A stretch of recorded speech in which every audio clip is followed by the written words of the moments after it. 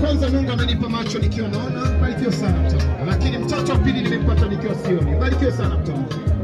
Naomba usikate tamaa mtu wa Mungu, fanya biashara. Changamoto zote unazopitia, endelea kumtumainia Mungu, atavusha katika hali na changamoto hizo. Barikiwa sana mtu. Mimi sioni macho, lakini nimetoka Dar es Salaam kuja hapa kuatia moyo. Pamoja na kutokuona sijakata tamaa. Kiniona macho tazama kidogo. Yesu ulivyomponya na mimi Bartimayo, leo naomba nuru kama Bartimayo. Barikiwa sana mtawala. Asante sana. Mungu akubariki sana. Asubuhi mchana. Asante sana. Mungu akubariki sana. Asante sana. Tuache kidogo hapo njia waweze kupita. Waje ili tujue hatima yetu ni nini.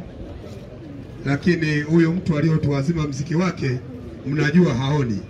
Una chochote tunaomba aweze kumpatia. Utabarikiwa sana.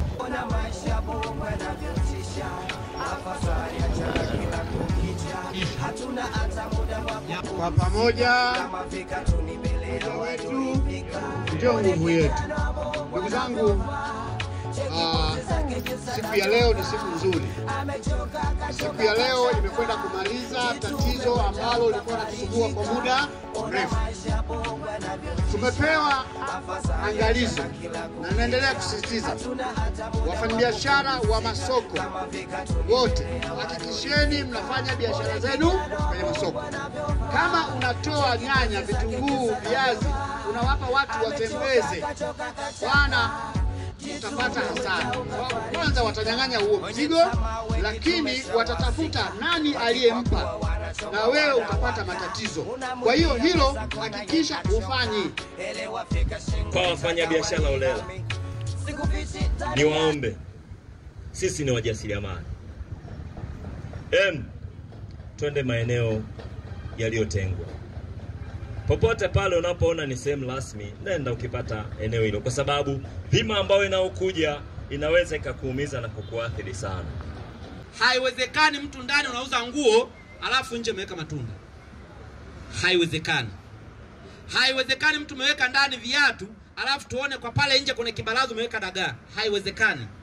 Mtu mwenye dishi utembeza eneo la mashine tatu wala soko kuu. Mwiko. Kwani umesema jambo lipo kwa jeshi la polisi, sio mgambo. Kwa hiyo ukiona kuna mtu ameweka bidhaa mbele yako, wewe tuambie, tunapiga simu kwa jeshi la polisi, watamkamata huyo mtu. Kama sio, lakini tukikuta kuna kitu kipo kwenye huo mstari, sisi na wewe.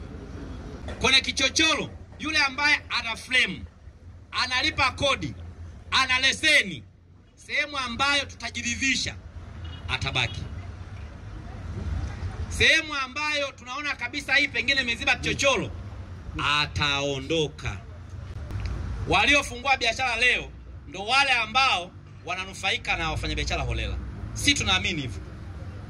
Haiwezekani tunalalamikia jambo la wote, wenzetu wengine wamefungua biashara, ndo wale wanaotoa mizigo madukani wanawapa watu kutandika barabarani. Sasa kamati ya maadili ipo na majina yote tumeshapewa. Tutaanza mmoja bai mwingine kwa kuchukulia hatua kwa mujibu wa tulivyokubaliana. Vinginevyo labda atuambie kwamba yeye sio mfanyabiashara. Wasiliana na kiongozi wako husika ili tuweze kusaidiana. Hatutamwacha mfanyabiashara peke yake anyanyasike, kwa maana ya ili tuweze kuona taratibu utakuwaje. Asante na natakia biashara njema. Kwenye 500, 200 mwenzetu aliyotupa pale hao. Soko sasa limefunguliwa.